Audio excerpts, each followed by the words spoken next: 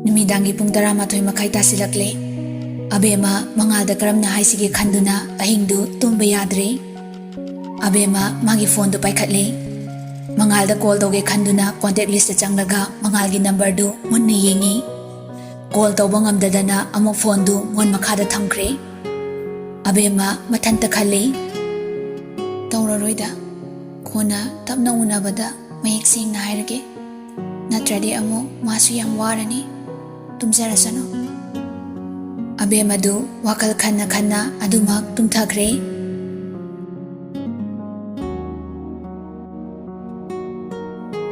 Mathangi numitni hainakiba matung inna tumthinna Yaisna amadi Chanbibu achapo chaba chachi haina lobulaklami.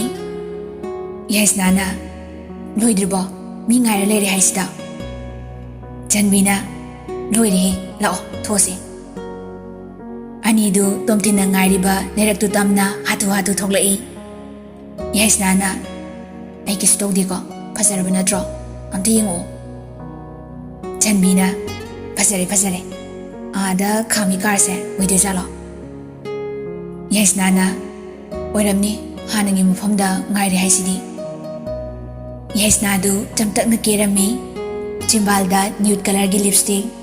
Mitta eyeliner haifetani chingliba. Angawu machugi dress ama setli. Masamdu narumda samphabina haifetang fagalaga nakanamada swai tahali. Lingzumda sling bag angangba mayali. Chanbina as thong hang tu paitadana tokpadare maningda phamsiko mamangda amu phamkino. Yaisna na yamaisilakano aina hena hairoidori thong hangbasi. Makhoi ani thorakpa ubaduda tomthindu garidagi kumtharaga gari mamangda lepi. Chanbina masakadi satina fasadro. Yaisna na mi takini yari bema amu irang haururano. Tomthinna lao Yaisna nangdi mamangna phamoko hairaga mamangi thongdu hangdokpirami. Yaisna kakhatkre. Tomthinna maningi thongdu hangbiraga Chanbibu kahalle aduga tomthinsu garida kakhatuna thauba haure. Tomthinna Yaisna da haifet yenglaga nokfet tawduna hairai. Yam fasaiko ngasidi. Yaisna ikaigum lakum mamaidu lukthai. Maramdi tomthin masa yam nanna yam lemna lakpadu ubada Yaisna ikaiba phaurai. Mana tumina leibaduda tomthinna amuka hairai. Kedore life ka tharoidro ngaside. Yaisna na tapna thararoida horenada tharase. Tomthinna yam lemida ngaside. Chanbia kedore waga ngangdradi video call dadi yam ngangdare noini bo. Chanbina kesu tawdeda chichega adum sanawo. Tomthinsu bhab tare makhoi ani ikaire haiba. Wa amata ngangnadana hotel Sangai Continental yaure. Gari du khamlaga tomthinna hairai. Kumtharaga sida ngairamako ai gari se park toromaga thoroke. Chanbidi uchinna china thongdu hanglaga thokre. Yaisna di gari gi thongdu hangnaba kan honari. Tomthinna kedore thong hangba yadrabo ayengise. Tomthinna hairap changsilaga thongdu irai laina hangdurai. Thong hangba loiraga Yaisna da ngahak yengi aduga nokfet tawraga hairai. Yarni kumtharo leramuko aduda. Yaisna du ikai kumthakre aduga tomthinna gari du park torunaba thawkre. Yaisna sor sang hondoga as kaino torisibo chophamdada lei aise thongnina hangbekti yadi mesibo. Chanbina mayam manadabane aisu khamlamdaidagi hauna koir olinemi. Yaisna na hoida ikaibide heitradi heitre amaga amata sumanadabasibu engonda hena heitabasu mayam leramni. Hotel manungsida amung choptanane ai swai yam lawe. Chanbina horen manungda live thadoiro. Yaisna na tawdi yam tongninge aduda ikairiba. Tomthinsu gari du park toromlaga makhoi manak tamna amuk lai. Tomthinna ꯂꯥꯎ ꯆꯪꯁꯦ ꯑꯅꯤꯗꯨꯁꯨ ꯈꯣꯡꯊꯥꯡ ꯇꯞꯅ ꯇꯣꯝꯊꯤꯟꯒꯤ ꯃꯇꯨꯡ ꯏꯟꯅꯔꯝꯃꯤ ꯇꯣꯝꯊꯤꯟꯅ hotel ꯑꯗꯨꯒꯤ restaurant ꯂꯩꯕ ꯑꯗꯣꯝꯗ ꯃꯈꯣꯏ ꯑꯅꯤꯕꯨ ꯄꯨꯁꯤꯜꯂꯝꯃꯤ ꯃꯅꯨꯡ ꯌꯧꯔꯗꯨꯅ ꯇꯣꯝꯊꯤꯟꯅ ꯃꯐꯝ ꯆꯥꯕ ꯑꯃ ꯌꯦꯡꯂꯒ ꯆꯤꯌꯔ ꯑꯃ ꯍꯥꯏꯐꯦꯠ ꯆꯤꯡꯊꯣꯛꯇꯨꯅ ꯍꯥꯏꯔꯛꯏ ꯐꯝꯃꯨ ꯁꯤꯗ ꯆꯟꯕꯤ ꯐꯝꯃꯨ ꯃꯐꯝꯗꯨ ꯑꯗꯨꯛꯀꯤ ꯃꯇꯤꯛ ꯐꯖꯩ ꯂꯩꯔꯤꯕ ꯇꯦꯕꯜ ꯆꯤꯌꯔꯁꯤꯡꯗꯨ ꯃꯐꯝ ꯆꯥꯅ ꯆꯥꯅ ꯊꯥꯔꯝꯃꯤ ꯇꯦꯕꯜꯁꯤꯡꯗꯨꯒꯤ ꯃꯌꯥꯏꯗ ꯐ꯭ꯔꯦꯁ ꯐ꯭ꯂꯥꯋꯔꯁꯤꯡ ꯆꯕꯨꯟ ꯆꯕꯨꯟ ꯌꯥꯎꯕ ꯄꯣꯠ ꯑꯃꯃꯝꯁꯨ ꯊꯝꯃꯤ ꯀꯥꯗꯨꯒꯤ ꯋꯥꯜꯁꯤꯡꯗ ꯂꯥꯏ ꯌꯦꯛꯄ ꯀꯌꯥꯒꯤ ꯐꯖꯔꯕ ꯋꯥꯜ ꯍꯦꯡꯒꯤꯡ ꯎꯐꯨꯜ ꯃꯔꯤꯛ ꯑꯃꯠꯇ ꯂꯩꯇ꯭ꯔꯕ ꯀꯥ ꯑꯗꯨꯕꯨ ꯎꯔꯨꯕꯗ ꯌꯥꯏꯁꯅ ꯇꯨꯃꯤꯟꯅ ꯂꯩꯈ꯭ꯔꯦ ꯃꯁꯛ ꯃꯇꯧ ꯐꯖꯔꯕ ꯋꯦꯜ ꯗ꯭ꯔꯦꯁ ꯑꯣꯏꯔꯕ ꯋꯦꯇꯔ ꯑꯃꯅ ꯃꯦꯅ꯭ꯌꯨ ꯕꯨꯛꯇꯨ ꯄꯨꯗꯨꯅ ꯆꯪꯉꯛꯏ ꯋꯦꯇꯔ ꯑꯗꯨꯅ ꯁꯥꯔ ꯀꯔꯤ ꯂꯧꯁꯤꯒꯦ ꯑꯝꯇ ꯌꯦꯡꯕꯤꯌꯨ ꯇꯣꯝꯊꯤꯟꯅ ꯀꯩꯀꯩ ꯆꯥꯅꯤꯡꯉꯤ ꯅꯣꯏ ꯑꯅꯤꯕꯣ ꯑꯄꯥꯝꯕ ꯌꯥꯎꯔꯗꯤ ꯍꯥꯏꯔꯛꯑꯣ ꯌꯥꯏꯁꯅꯥꯅ ꯁꯝꯖꯤꯜꯂꯛꯏ ꯑꯩꯈꯣꯏꯗꯤ ꯌꯥꯗ ꯌꯥꯏꯗ ꯗꯥ ꯇꯣꯝꯊꯤꯟ ꯇꯣꯝꯊꯤꯟꯅ ꯐꯔꯦ ꯐꯔꯦ ꯑꯩ ꯍꯥꯏꯈ꯭ꯔꯒꯦ ꯇꯣꯝꯊꯤꯟꯅ ꯑꯆꯥꯄꯣꯠ ꯈꯔ ꯑꯣꯔꯗꯔ ꯇꯧꯔꯝꯃꯤ ꯋꯦꯇꯔꯗꯨꯁꯨ ꯅꯣꯠ ꯇꯧꯔꯒ ꯊꯣꯛꯈ꯭ꯔꯦ ꯇꯣꯝꯊꯤꯟꯅ ꯑꯅꯤꯗꯨ ꯏꯀꯥꯏꯔꯦ ꯈꯪꯕꯒꯤ ꯑꯆꯤꯛꯄꯗꯨ ꯊꯨꯒꯥꯏꯔꯛꯏ ꯀꯩꯗꯧꯔꯒꯦ ꯇꯨꯃꯤꯟꯅ ꯂꯩꯁꯤꯕꯣ ꯐꯣꯟ ꯄꯨꯊꯣꯔꯛꯑꯣ ꯑꯩꯗꯤ ꯂꯥꯏꯚ ꯇꯧꯗꯣꯏꯅꯤꯅ ꯂꯥꯛꯑꯒ ꯌꯥꯏꯁꯅꯥꯅ ꯏꯀꯥꯏꯗ꯭ꯔꯣꯍꯦ ꯇꯣꯝꯊꯤꯟꯅ ꯀꯩ ꯏꯀꯥꯏꯗꯣꯏꯕ ꯏꯀꯥꯏꯅꯤꯡꯉꯥꯏ ꯀꯩ ꯂꯩꯒꯦ ꯄꯨꯊꯣꯔꯛꯑꯣ ꯐꯣꯟꯗꯣ ꯉꯁꯤꯗꯤ ꯑꯩ ꯍꯦꯛꯇ ꯇꯧꯊꯒꯦ ꯄꯤꯔꯣ ꯐꯣꯟꯗꯣ ꯌꯨꯇ꯭ꯌꯨꯕ ꯂꯥꯏꯚ ꯍꯥꯡꯉꯛꯑꯣ ꯌꯥꯏꯁꯅꯥꯗꯨ ꯃꯃꯣꯟ ꯅꯣꯛꯂꯒ ꯃꯥꯒꯤ ꯐꯣꯟꯗꯨ ꯂꯥꯏꯚ ꯍꯥꯡꯗꯨꯅ ꯇꯣꯝꯊꯤꯟꯗ ꯄꯤꯔꯝꯃꯤ ꯇꯣꯝꯊꯤꯟꯅ ꯐꯣꯟꯗꯨ ꯃꯐꯝ ꯆꯥꯅ ꯊꯝꯂꯒ ꯂꯥꯏꯚ ꯑꯣꯟ ꯇꯧꯔꯝꯃꯤ ꯇꯣꯝꯊꯤꯟꯅ ꯂꯥꯏꯚꯁꯦ ꯑꯗꯨꯝ ꯊꯥꯔꯒ ꯊꯝꯁꯤꯀꯣ ꯁꯨꯝ ꯕꯤꯠꯇ ꯌꯥꯏꯁꯅꯥꯅ ꯍꯣꯏ ꯇꯣꯝꯊꯤꯟꯅ ꯂꯥꯏꯚ ꯊꯥꯔꯤꯕ ꯐꯣꯟꯗꯨꯗ ꯑꯃꯨꯛ ꯑꯣꯟꯁꯤꯜꯂꯒ ꯍꯥꯏ ꯒꯥꯏꯁ ꯉꯁꯤꯗꯤ ꯑꯩꯁꯨ ꯂꯥꯏꯚ ꯌꯥꯎꯔꯛꯑꯦ ꯀꯃꯦꯟꯁꯤꯡꯗꯨ ꯃꯊꯪ ꯃꯊꯪ ꯄꯥꯏꯁꯤꯜꯂꯛꯏ ꯉꯁꯤꯗꯤ ꯍꯦꯔꯣ ꯌꯥꯎꯔꯝꯃꯤꯅ ꯃꯤꯗꯤ ꯂꯩꯖꯕ ꯀꯥꯏꯁꯦ ꯌꯥꯗꯦꯀꯣ ꯅꯨꯄꯥꯁꯦ ꯌꯥꯝ ꯐꯖꯩꯌꯦ ꯆꯥꯛꯆꯩꯌꯦ ꯀꯃꯦꯟꯁ ꯃꯌꯥꯝꯗꯨꯒꯤ ꯃꯔꯛꯇ ꯃꯉꯥꯜꯒꯤ ꯀꯃꯦꯟꯁꯨ ꯌꯥꯎꯔꯛꯏ ꯏꯀꯥꯏ ꯈꯪꯗꯕ ꯃꯄꯥꯟ ꯊꯣꯔꯛꯑꯦ ꯇꯣꯝꯊꯤꯟꯗꯨ ꯃꯉꯥꯜꯒꯤ ꯀꯃꯦꯟꯗꯨ ꯍꯦꯛ ꯎꯕꯒ ꯏꯍꯦ ꯑꯩ ꯈꯪꯕ ꯃꯤꯁꯨ ꯂꯥꯏꯚ ꯌꯦꯡꯕ ꯌꯥꯎꯔꯝꯃꯤ ꯌꯦꯡꯉꯨ ꯌꯦꯡꯉꯨ ꯃꯉꯥꯜꯅ ꯑꯃꯨꯛꯀꯁꯨ ꯀꯃꯦꯟ ꯄꯤꯁꯤꯜꯂꯛꯏ ꯏꯀꯥꯏ ꯈꯪꯗꯕ ꯑꯅꯤ ꯄꯨꯟꯕꯁꯤ ꯌꯥꯝ ꯆꯥꯅꯩꯀꯣ ꯇꯣꯝꯊꯤꯟꯅ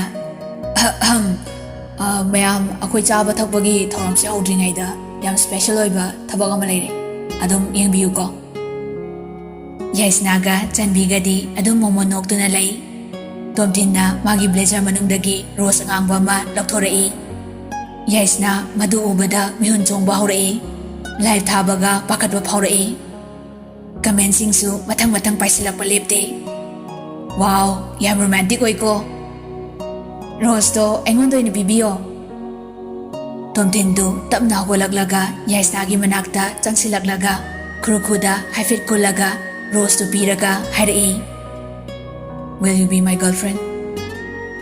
ꯌꯥꯏꯁꯅꯥꯗꯨ ꯃꯃꯤꯠ ꯂꯥꯎꯊꯣꯛꯑꯒ ꯐꯣꯟꯗ ꯑꯃꯨꯛ ꯌꯦꯡꯉꯤ ꯆꯟꯕꯤꯗ ꯑꯃꯨꯛ ꯌꯦꯡꯉꯤ ꯆꯟꯕꯤꯅ ꯅꯣꯛꯂꯒ ꯆꯦ ꯌꯥꯔꯣ ꯀꯩꯗꯧꯔꯒꯦ ꯂꯥꯏꯚꯇꯨꯒꯤ ꯀꯃꯦꯟꯁꯤꯡꯗꯁꯨ ꯍꯥꯏꯅꯔꯛꯏ ꯋꯥꯎ ꯌꯥꯔꯣ ꯀꯩꯗꯧꯔꯒꯦ ꯁꯣꯅꯣ ꯆꯨꯕꯤ ꯑꯁ ꯅꯨꯄꯥꯁꯦ ꯌꯥꯝ ꯄꯥꯝꯃꯨꯏꯌꯦ ꯌꯥꯏꯁꯅꯥ ꯔꯣꯁꯇꯨ ꯇꯞꯅ ꯂꯧꯔꯒ ꯃꯉꯛꯇꯨ ꯍꯥꯏꯐꯦꯠ ꯅꯣꯝꯂꯒ ꯌꯥꯔꯦ ꯍꯥꯏꯕꯒꯨꯝ ꯍꯥꯏꯔꯛꯏ ꯌꯦꯁ ꯇꯣꯝꯊꯤꯟꯗꯨ ꯌꯥꯝ ꯍꯔꯥꯎꯅ ꯄꯨꯛ ꯍꯧꯒꯠꯂꯒ ꯑꯉꯥꯡ ꯃꯆꯥꯒꯨꯝ ꯃꯥꯒꯤ ꯆꯤꯌꯔꯗꯨꯗ ꯑꯃꯨꯛ ꯐꯝꯈ꯭ꯔꯦ ꯂꯩꯔꯝꯂꯤꯕ ꯁ꯭ꯇꯥꯐꯁꯤꯡ ꯑꯇꯩ ꯀꯁꯇꯃꯔꯁꯤꯡꯗꯨꯅ ꯍꯧꯒꯠꯇꯨꯅ ꯈꯨꯕꯥꯛ ꯈꯨꯔꯛꯏ ꯇꯣꯝꯊꯤꯟꯅ ꯊꯦꯡꯛ ꯌꯨ ꯑꯦꯚ꯭ꯔꯤꯋꯥꯟ ꯐꯣꯟꯗꯨꯗ ꯑꯃꯨꯛ ꯐꯠ ꯑꯣꯟꯁꯤꯜꯂꯒ ꯃꯈꯨꯠꯇꯨ ꯍꯥꯏꯔꯞ ꯍꯔꯥꯎꯅ ꯊꯥꯡꯒꯠꯂꯤ ꯇꯣꯝꯊꯤꯟꯅ ꯌꯦꯁ ꯅꯨꯄꯤꯅ ꯌꯥꯔꯦ ꯃꯌꯥꯝ ꯇꯟꯖꯥꯗꯨꯗ ꯑꯣꯔꯗꯔ ꯇꯧꯈꯤꯕ ꯑꯆꯥꯄꯣꯠꯁꯤꯡ ꯑꯗꯨꯁꯨ ꯌꯧꯁꯤꯜꯂꯛꯏ ꯇꯣꯝꯊꯤꯟꯅ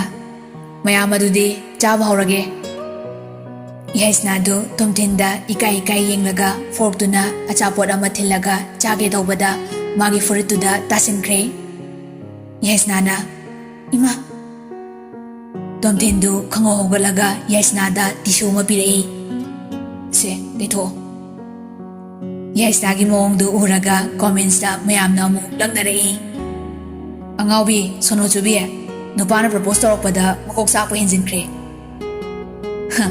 Haraumandana chaba ngamdrabo. Tomtinna live thariba phone du mangonda pura onsilami aduga hairi. Negative comments bibiganu mayam. Aina mase ngasidagi protect tawradongni. Nubi kharana mu comments bisalai. Yam sa haiba nupa se. Ai goina khangnase sapasaba. Yaisnana tabna. Da tomtin live to muthaloba. Tomtinna live to sat muthalaga hari. Yarabo. Yaisnana. Makoy humdu achapo chaba loiraga thorae. Tomtinna makoybu yum phawba drop tawbirami. Tomtinna horen yoraga harage fazana sangogo. Yaisnana. Tomtindu mai gari du mu mamai leiraga chatkre. Anidu lambida khongna changai. Chanbina. Da tomtinse yam nusi haiba. Idei oibada matik chapek sai. Yaisnana. Kaino mana tawridubo. Aidi sauningmana loirabani. Live tharaga aibu hekta propose tawsileni. Khoidause yam sauningi. Nungsidi amda. Chanbina. Is kaidawi nungsidriba nangna. Adu phaba nupadubo. Yaisnana. Kaida pharino. Yam khambro nangna. Ha. Nungsibasibu panu nungsiyabro. Ai nungsibaga mata phawdri. Mana live thabagi hoi haibibagi wani. Karimte hek nungside. Aine khalu khalaraga kapningi yamna. Chanbina. Yam paktre bema. Asida lairadi naraibak thambal satoribani. Yaisnana. Saluro nang hek. Ai pamdi di pamdi.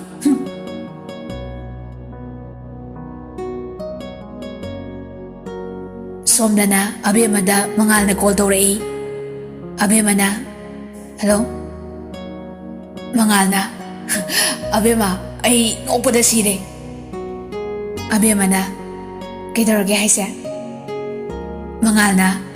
Ho nakoy na bungdo. Live tharaga yaisnada propose tawkre. Koina kre. Wa loire. Abemana. Yaisna haidi live yam tawbiduro. Mangalna. Hoi. Nakoy na bungsu ikai khangdabagi lista yaukre.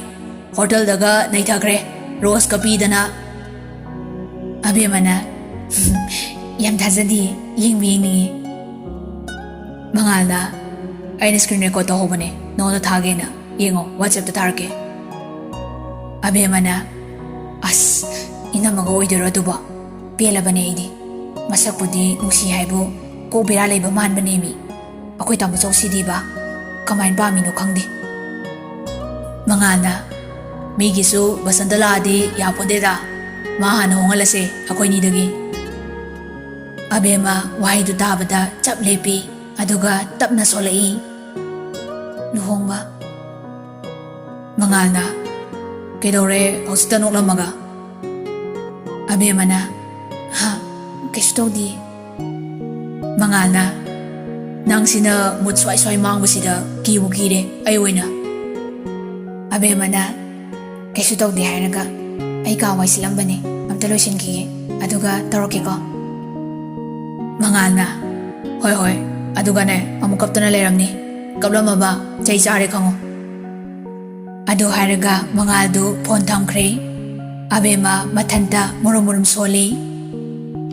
Aibu amuk luhongki gadrane. Ahal lamana haibubu ingadra. Aigi nungsiba mahaki manakta bu chatgadra. Aina thangadaba khongthang sibu kadomdano. Tasengna ai luhongbu pamlaktare.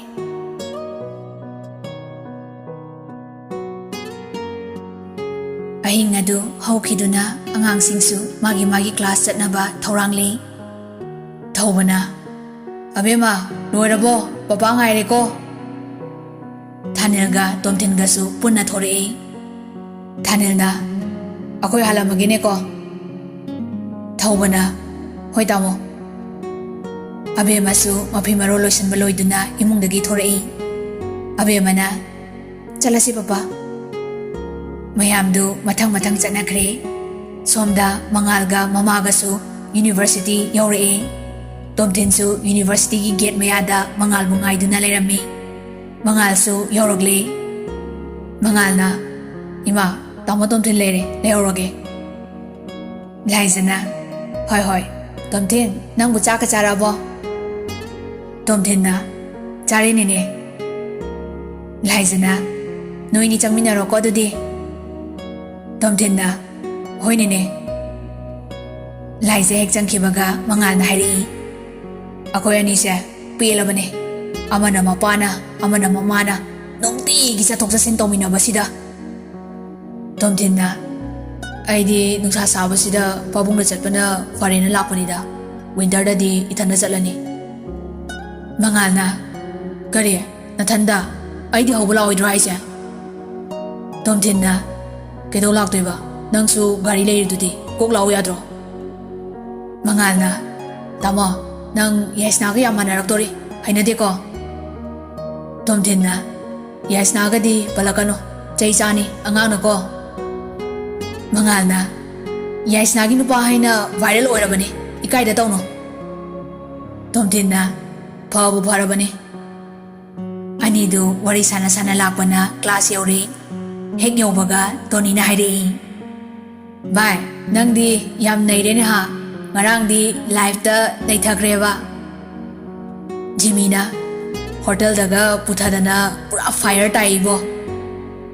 Tomthin na noisu migi live sang dana yengi nathodi okhak leite. Mangal na bye yam hairunu mi nubi mi yam sanglabani ko. Tony na noklaga hairi. Yai tawgadawni ekhoi di viewer oina leizarage. Honabiu. Mayamdu wawa langduna class haugre. Somdana GP College ta Pinky ga Yesna ga wari taurami. Pinky na bye nangdi akoy tamo Tomthin ga koinarabo. Nadaw yam yai ibema. Yesna na taningde mana life tharaga proposal silakdana adudabu aina kamaina no haidoino. Pinky na paktaba taurno. Akoy tamoda yamna phabani direct yamna hairiba gyan haire damadama tare maran haire kokthong ama sakta chuda watpanati adudabu nang yadradi khangjadre ei. Yes nana maran laigera masak phajagera nungsibani phaudana kamai koina doino haiba. Pinky na tamona di nangse yam nungsijaba male papujani bema wathi dawno. Yes nana aisu khangi ado nungsiyo yade haiba mase aidi ibung dawna chamna khalemi. Pinky na karigi ibung is ibung kaina bye nang yamuna khanjagwa afaba nupa haise bak hilaktabani. Yes nana khangde aina nungsiba phauroklaga khanarasi hausiki oina di ai nupa na haga kokta sangde.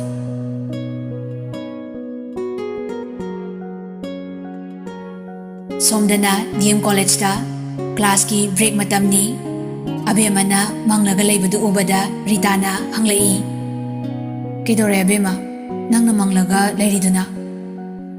Abemana kisutong di Rita sum wakhalse leitafa mama ikhang khangdaba college ki tour ga yaurosira khangde. Ritana yaudaba yaroi ko paisa su loina khaikhraduda 5 days khaktang dubu. Abemana handakse mod ama irei leite isase ye hinade minangbo. Ritana ado 4th semester gi dapari do general secretary duna nangse yam pamjaba male lahandei kuitan tanai do nang khangdro vote ka lepo hair to male ko idi. Abemana khangde adugi wakhal ga oide di vote kaina yazare bema. Ritana dapari do smarty yam oibane aisu akoida hoina hairakpadagi pause tabani. Abemana noi da hoiga tinaba oiradi yamna phare. Abemadi magi nupa leijabani family masen engagement loikrabani khara haibiko.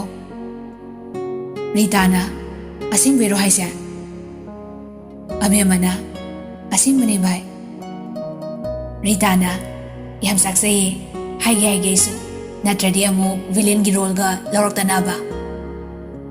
ꯑꯕꯦꯝꯃꯅ ꯍꯣꯏ ꯑꯗꯨꯅꯦ ꯀꯩꯁꯨꯕꯨꯗꯤ ꯍꯥꯏꯔꯛꯇꯧ ꯃꯥꯟꯗꯦ ꯌꯥꯝ ꯆꯥꯎꯈꯠꯂꯕ ꯃꯇꯝꯁꯤꯗꯕꯨ ꯅꯨꯄꯤꯅ ꯌꯥꯗ꯭ꯔꯒ ꯅꯝꯗꯅ ꯀꯣꯏꯅꯤ ꯍꯥꯏꯕ ꯃꯇꯝꯗꯨꯁꯨ ꯅꯠꯇ꯭ꯔꯦ ꯅꯨꯄꯤꯒꯤ ꯅꯨꯄꯤ ꯉꯥꯛꯇ ꯉꯥꯏꯔꯕ ꯃꯇꯝꯁꯤꯗ ꯅꯪꯅ ꯐꯅꯕ ꯍꯥꯏꯈꯣꯀꯣ ꯑꯩꯗꯤ ꯅꯍꯥꯟꯈꯩ ꯊꯣꯏꯅꯕꯨ ꯈꯜꯂꯨꯗꯦ ꯍꯧꯖꯤꯛꯇ ꯌꯥꯝ ꯍꯩꯅꯔꯛꯇ꯭ꯔꯤ ꯔꯤꯇꯥꯅ ꯍꯥꯏꯔꯛꯑꯁꯨ ꯔꯤꯑꯦꯛꯁꯟ ꯑꯃꯠꯇ ꯎꯠꯂꯨꯅꯨ ꯑꯩꯅꯁꯨ ꯗꯗꯥ ꯍꯣꯏꯗ ꯐꯖꯅ ꯍꯥꯏꯕꯤꯒꯦ ꯑꯕꯦꯝꯃꯅ ꯔꯤꯇꯥꯅ ꯀꯦꯟꯇꯤꯟꯗ ꯀꯩꯅꯣꯝ ꯆꯥꯔꯨꯁꯦ ꯕꯣꯔꯤꯡ ꯌꯥꯝ ꯆꯨꯏꯌꯦ ꯁꯤꯗ ꯁꯨꯝ ꯂꯩꯕꯁꯦ ꯑꯕꯦꯝꯃꯅ ꯍꯣꯏ ꯂꯥꯛꯑꯣ ꯑꯕꯦꯝꯃꯒ ꯔꯤꯇꯥꯒꯗꯨ ꯀꯦꯟꯇꯤꯟꯗ ꯊꯣꯔꯛꯇꯨꯅ ꯐꯝꯂꯝꯃꯤ ꯔꯤꯇꯥ ꯍꯣꯏ ꯃꯕꯨꯡꯁꯤꯡꯒ ꯄꯥꯔꯤ ꯍꯣꯏꯒꯁꯨ ꯀꯗꯣꯝꯗꯒꯤꯅꯣ ꯈꯪꯗꯦ ꯁꯠ ꯆꯪꯉꯛꯏ ꯑꯕꯨꯡꯅ ꯔꯤꯇꯥ ꯅꯣꯏꯕꯨ ꯆꯥ ꯊꯛꯂꯝꯃꯤꯔꯣ ꯔꯤꯇꯥꯅ ꯍꯣꯏ ꯗꯗꯥ ꯄꯥꯔꯤꯅ ꯀ꯭ꯂꯥꯁ ꯑꯗꯨꯝ ꯐꯖꯅ ꯇꯧꯔꯤꯀꯣ ꯏꯆꯜ ꯍꯣꯏꯗꯤ ꯀꯣꯂꯦꯖꯁꯤꯗ ꯑꯦꯅꯤ ꯅꯨꯡꯉꯥꯏꯇꯕ ꯊꯕꯛ ꯂꯩꯕꯗ ꯅꯕꯨꯡ ꯑꯩꯈꯣꯏꯗ ꯍꯥꯏꯔꯛꯎꯀꯣ ꯄꯥꯔꯤ ꯑꯕꯨꯡ ꯑꯃꯗꯤ ꯖꯦꯝꯁ ꯃꯈꯣꯏꯁꯨ ꯄꯨꯂꯞ ꯐꯝꯂꯛꯏ ꯑꯕꯦꯝꯃꯗꯤ ꯍꯩꯅꯗ꯭ꯔꯕꯅꯤ ꯑꯗꯨꯕꯨ ꯌꯥꯝ ꯅꯣꯔꯃꯦꯜꯗ ꯑꯗꯨꯝ ꯂꯩꯔꯤ ꯄꯥꯔꯤꯅ ꯔꯤꯇꯥ ꯅꯪꯕꯨꯗꯤ ꯑꯩꯈꯣꯏ ꯚꯥꯏ ꯑꯕꯨꯡꯒꯤ ꯀꯖꯟ ꯁꯤꯁꯇꯔꯅꯦ ꯍꯥꯏ ꯑꯗꯨꯒ ꯏꯆꯜ ꯑꯃꯁꯤꯗꯤ ꯀꯩ ꯂꯝꯗꯩꯅꯣ ꯃꯃꯤꯡ ꯀꯩ ꯀꯧꯒꯦ ꯔꯤꯇꯥꯅ ꯑꯕꯦꯝꯃ ꯀꯧꯕꯅꯦ ꯊꯥꯡꯃꯩꯕꯟꯗꯒꯤꯅꯤ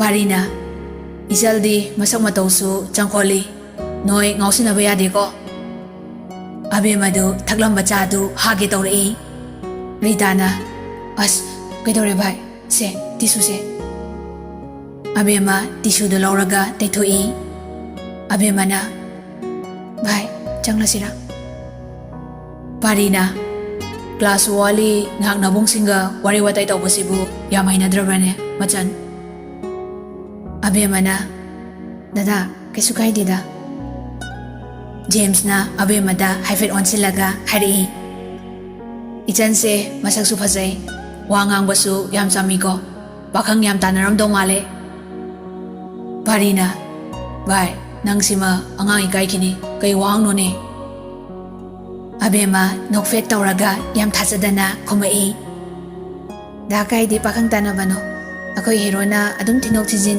ꯑꯌꯥꯝꯕ ꯇꯧꯏ ꯑꯩ ꯂꯨꯍꯣꯡꯕꯒꯤ ꯗꯦꯠ ꯐꯤꯛꯁ ꯇꯧꯈ꯭ꯔꯦ ꯀꯣꯂꯦꯖ ꯍꯦꯛ ꯂꯣꯏꯕꯒ ꯍꯣꯡꯅꯤꯅ ꯑꯗꯨꯅ ꯑꯩꯗꯤ ꯄꯥꯈꯪꯅ ꯍꯥꯏꯔꯛꯑꯁꯨ ꯁꯦꯡꯅ ꯁꯦꯡꯅ ꯍꯥꯏꯗꯣꯛꯏ ꯑꯕꯦꯝꯃꯗꯨ ꯄꯥꯔꯤꯒꯤ ꯃꯔꯝꯗ ꯉꯁꯥꯏ ꯔꯤꯇꯥꯅ ꯍꯥꯏꯈꯤꯕ ꯋꯥꯗꯨ ꯄꯨꯔꯥ ꯁꯝꯖꯤꯜꯂꯛꯄꯅꯤ ꯄꯥꯔꯤꯗꯨ ꯑꯕꯦꯝꯃꯕꯨ ꯆꯨꯝꯅ ꯅꯨꯡꯁꯤꯕ ꯐꯥꯎꯕꯅꯤ ꯑꯗꯨꯕꯨ ꯑꯕꯦꯝꯃꯒꯤ ꯋꯥꯍꯩꯗꯨꯗ ꯃꯥꯁꯨ ꯄꯨꯔꯥ ꯂꯥꯏꯟ ꯀ꯭ꯂꯤꯌꯔ ꯑꯣꯏꯈ꯭ꯔꯦ ꯄꯥꯔꯤꯅ ꯑꯣ ꯌꯥꯝ ꯐꯩꯅꯦ ꯑꯗꯣ ꯅꯪ ꯑꯉꯥꯡꯗꯤ ꯑꯣꯏꯔꯤ ꯌꯥꯝ ꯑꯦꯗꯚꯥꯟꯁ ꯑꯣꯏꯔꯝꯃꯦꯀꯣ ꯑꯕꯦꯝꯃꯅ ꯍꯥꯏ ꯁ꯭ꯀꯨꯜ ꯇꯝꯂꯤꯉꯩꯗꯒꯤ ꯇꯤꯟꯅꯔꯛꯄ ꯑꯗꯨꯅ ꯕꯕꯥ ꯍꯣꯏꯁꯨ ꯂꯣꯏꯅ ꯈꯪꯅꯍꯜꯂꯕ ꯄꯥꯔꯤꯅ ꯑꯣ ꯑꯣꯀꯦ ꯑꯗꯨꯗꯤ ꯑꯕꯨꯡ ꯖꯦꯝꯁ ꯑꯩꯈꯣꯏꯁꯨ ꯊꯕꯛ ꯈꯔ ꯂꯣꯏꯁꯤꯟꯒꯗꯕ ꯂꯩ ꯊꯣꯛꯑꯁꯤꯔꯣ ꯑꯕꯨꯡꯅ ꯍꯣꯏ ꯚꯥꯏ ꯑꯍꯨꯝꯗꯨ ꯊꯣꯛꯈ꯭ꯔꯦ ꯃꯣꯏ ꯍꯦꯛ ꯊꯣꯛꯈꯤꯕꯒ ꯔꯤꯇꯥꯅ ꯉꯛꯅ ꯍꯪꯂꯛꯏ ꯀꯩꯅꯣ ꯅꯪꯅ ꯍꯧꯖꯤꯛ ꯍꯥꯏꯔꯤ ꯃꯌꯥꯝꯗꯨꯕꯨ ꯚꯥꯏ